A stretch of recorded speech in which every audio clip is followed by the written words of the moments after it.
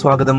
ബലിപെരുന്നാൾ ദിനത്തിലും ഗസയിൽ കൊടും ക്രൂരത തുടർന്ന് ഇസ്രായേൽ ആക്രമണത്തിൽ സ്ത്രീകളും കുട്ടികളും ഉൾപ്പെടെ 42 പേർ കൊല്ലപ്പെട്ടു. ഹമാസ് ചെറുത്തുനിൽപ്പിൽ 5 സൈനികർ കൊല്ലപ്പെടുകയും 17 പേർക്ക് പരിക്കേൽക്കുകയും ചെയ്തതായി ഇസ്രായേൽ സേന അറിയിച്ചു. പട്ടിണി പിടിമുറുക്കിയ ഗസയിൽ ഭക്ഷ്യവിതരണം പൂർണ്ണമായും നിർത്തിവെച്ച ഇസ്രായേൽ വ്യാപക ആക്രമണങ്ങൾ തുടരുകയാണ്. ഗസയുടെ വിവിധ ഭാഗങ്ങളിൽ ബലിപെരുന്നാൾ ദിനമായ ഇന്നലെ വെള്ളിയാഴ്ച 42 പേരെയാണ് ഇസ്രായേൽ സേന കൊലപ്പെടുത്തിയത്. 3 മാസത്തിലേറെയായി തുടരുന്ന ഉപരോധത്തിൽ പട്ടിണിയിലായ മനുഷ്യർക്ക് ഒരു നേരത്തെ ആഹാരം പോലും കൈമാറാനും ഇസ്രായേൽ വിസമ്മതിക്കുകയാണ്. ഇസ്രായേലിന്റെ നരനായട്ടിനെതിരെ ലോകരാജ്യങ്ങൾ ശക്തമായി താക്കീത് നൽകിയിട്ടും വംശഹത്യ തുടരുന്നു.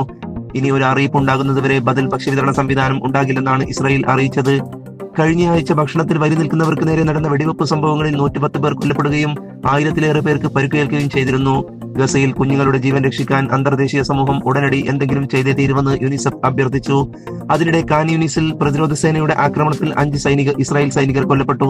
പട്ടിണി ആയുധമാക്കി മാറ്റുന്നത് ഒരു നിലക്കും അംഗീകരിക്കാൻ കഴിയില്ലെന്നും ഗസയുടെ കണ്ണീരൊപ്പാൻ അസാധാരണ നടപടികൾ ആവശ്യമാണെന്നും ഫ്രാൻസും കാനഡയും വ്യക്തമാക്കി. 20 മാസം പിന്നിടുന്ന വേളയിലും ഗസയിൽ ഹമാസിന്റെ പ്രതിരോധ വീര്യം അത്ഭുതകരമാണെന്ന് സൈനിക ഉദ്യോഗസ്ഥരെ ഉദ്ധരിച്ച് ഇസ്രായേൽ മാധ്യമങ്ങൾ റിപ്പോർട്ട് ചെയ്തു. കാൻ യൂനിസിൽ ഇന്നലെ 4 സൈനികരും ജബലിയയിൽ 1 സൈനികനുമാണ് കൊല്ലപ്പെട്ടത്. 2 ഇടങ്ങളിലായി 17 സൈനികർക്ക് പരിക്കേൽക്കുകയും ചെയ്തു. യുദ്ധം നീണ്ടു നിൽക്കണമെന്നും പരമാവധി അതിന്റെ സമയം കുറച്ചു കൊണ്ടുവരാനാണ് തങ്ങളുടെ നീക്കമെന്നും ഇസ്രായേൽ സൈനിക മേധാവി പ്രതികരിച്ചു. ഗസയിൽ ഐസിസ് അനുകൂല ക്രിമിനൽ സംഘങ്ങൾക്ക് ഇസ്രായേൽ പണവും ആയുധങ്ങളും നൽകുന്നതായ റിപ്പോർട്ട് ഞെട്ടിക്കുന്നതാണെന്ന് പ്രതിപക്ഷ കക്ഷികൾ കുറ്റപ്പെടുത്തി.